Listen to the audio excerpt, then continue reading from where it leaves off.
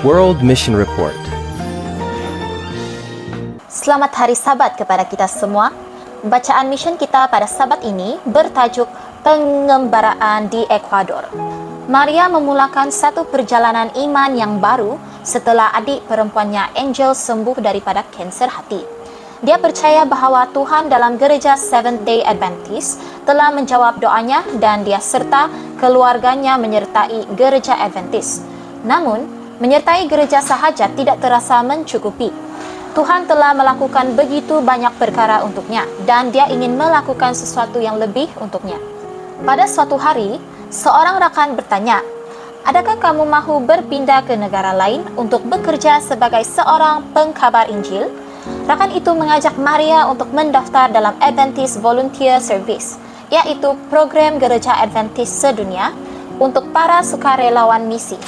Kemudian Maria menghadiri satu kongres belia Adventist di mana penceramah turut membuat rayuan untuk para sukarelawan. Maria tidak dapat menolak. Dia berdoa, "Ini aku, utuslah aku ya Tuhan."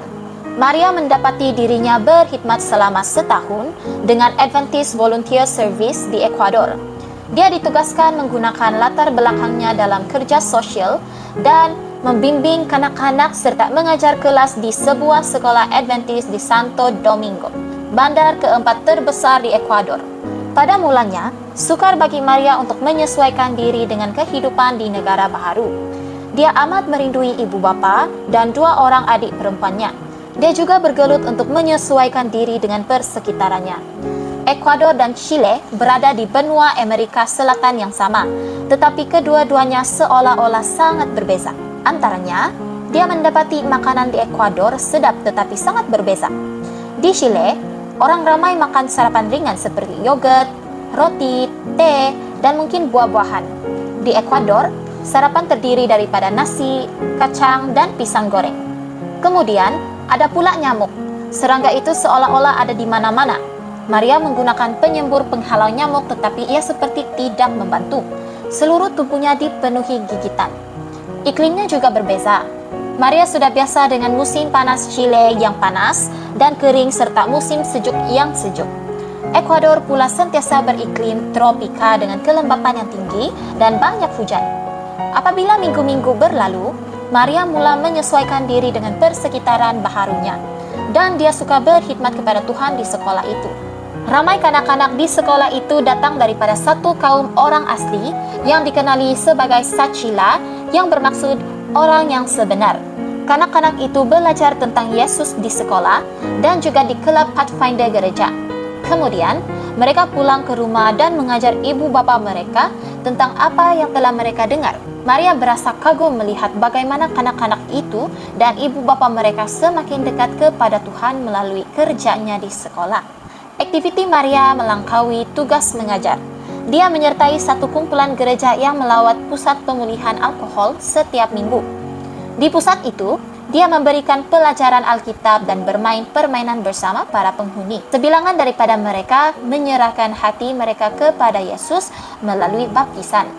Maria juga kerap melawat sebuah rumah kanak-kanak di mana dia menceritakan kisah-kisah Alkitab dan mengadakan lakonan bersama kanak-kanak di sana. Apabila tahun itu berlalu, Maria berasa takjub melihat bagaimana Tuhan menyingkapkan karunia rohani yang tidak pernah disedarinya sebelum ini. Dia tahu bahwa dia memiliki karunia untuk menyentuh minda melalui pengajaran.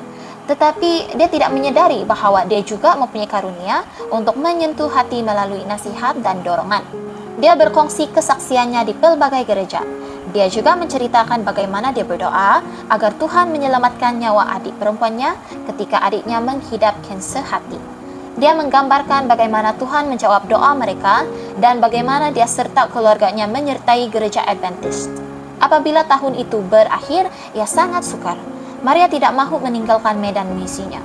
Tetapi kemudian dia menemukan medan misi yang baharu.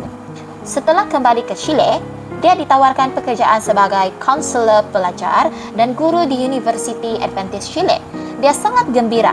Dalam Matius 28 ayat 19 hingga 20, "Karena itu, pergilah, jadikanlah semua bangsa muridku dan baptislah mereka dalam nama Bapa dan Anak dan Roh Kudus, dan ajarlah mereka melakukan segala sesuatu yang telah kuperintahkan kepadamu.